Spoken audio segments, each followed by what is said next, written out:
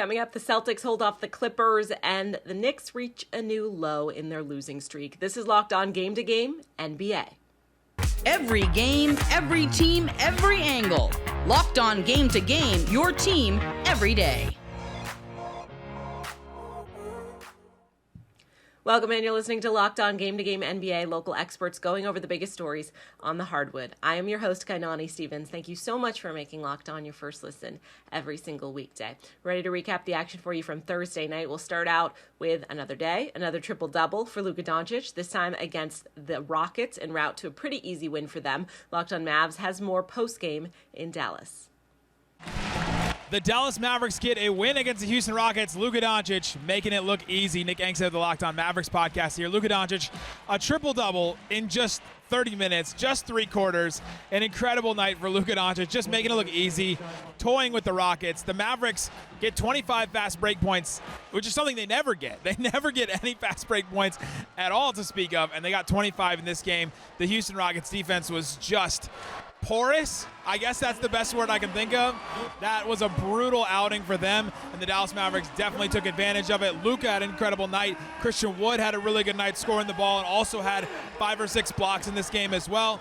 And Tim Hardaway Jr. added a bunch as well in this game. It was an incredible team win for the Dallas Mavericks. It was good to get a blowout because they had so many close games recently. They played the most clutch games in the NBA, so really good for the Mavericks to get a blowout win, get some rest in the fourth quarter, play some of their young guys, and keep moving on. 5-game win streak. Ja Morant got everybody on his team involved yesterday. He had a career-high 17 assists in the win in Toronto. Locked On Grizzlies is happy to watch the Grizzlies get their mojo back. Wasn't that fun? That was fun, right? Basketball is fun, especially when you win. And the Memphis Grizzlies, it seems, had forgotten how to do that in recent days and games. That problem is now over after a victory over the Toronto Raptors. I'm Joe Mullinax of Locked On Grizzlies, and it came through a variety of contributors. Of course, Ja Morant looking extremely impressive, dishing out a ton of assists, career-high franchise marks as an assist creator, but you need guys to finish those shots, and Ja had 2 and more to tango with him as he went on his passing journey in this game. It was fun to watch Dillon Brooks, who always seems to relish the opportunity to go play in Toronto, defending Pascal Siakam, finding ways to get his offense. It was good to see Desmond Bane get a little more comfortable out there game by game, and most importantly, it was good to see this team smile again. They found their smile north of the border against the Raptors. Hopefully it sticks around. The Celtics were able to hold off the Clippers late to get their 4th win of their homestand. Locked On Celtics happy with the defensive effort, while Locked On Clippers has some questions about the lineup. Boston Celtics got a little dicey there at the end, tried to run out the clock a little bit too early, but they come away with a huge win, 4th in a row, to end this homestand. I'm John Corrales from the Locked On Celtics podcast here at the TD Garden. And the story of this game, sure, 29 points apiece from Jason Tatum and Jaylen Brown, but big defensive efforts from Derek White, Marcus Smart, and big contributions. Marcus Smart was great at pushing the pace, running off of makes. They did a great job attacking the basket. This game changed in the fourth quarter when the Clippers went small and the Celtics just relentlessly attacked the basket and turned a 1-point deficit to start the fourth quarter into a 10-point lead. Now again, they did try to run out the clock a little too early. They got a little trying to not lose rather than win this game. But when it came down to it, they got stops on 2 key plays down the stretch. Derek White got a block. Al Horford got a block. The Celtics got the free throws that they needed. This is a much-needed close to this homestand that started with those losses to Orlando and Indiana, and now to have wins over the Bucks, over Milwaukee, over Minnesota, now over the LA Clippers. Big wins over some quality teams before they head on the road now for 4, starting in Denver. Coming up, things continue to spiral for the Knicks. This is Locked On Game to Game NBA.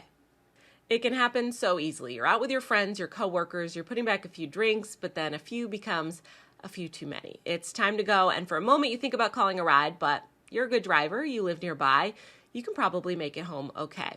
What are the odds you'll get pulled over? Or even so, what's the worst that could happen? You could lose your license. You lose your job, you total your car, you kill someone. It only takes one mistake to change your life or someone else's forever. Play it safe, plan ahead, and get a ride. Drive sober or get pulled over.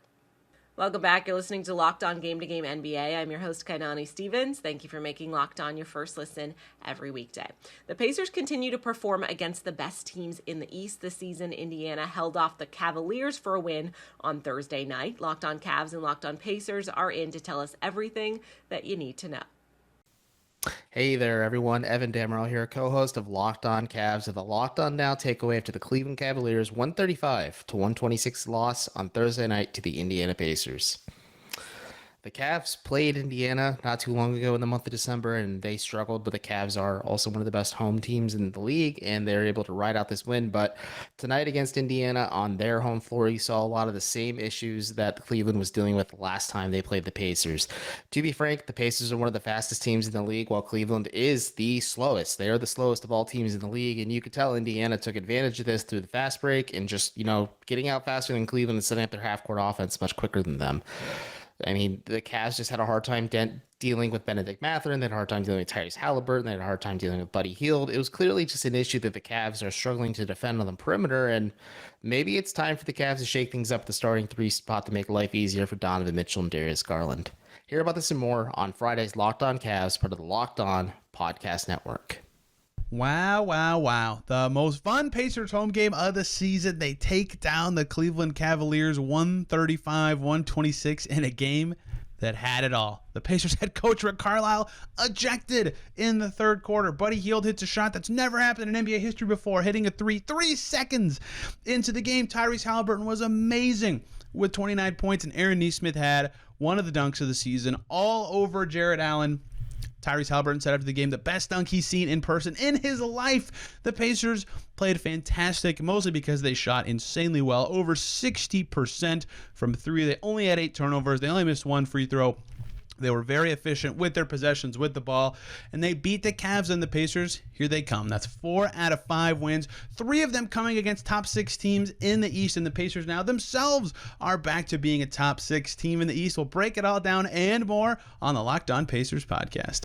The Knicks have not won a basketball game since well before Christmas. Last night, things got even worse when they dropped one to the lowly San Antonio Spurs.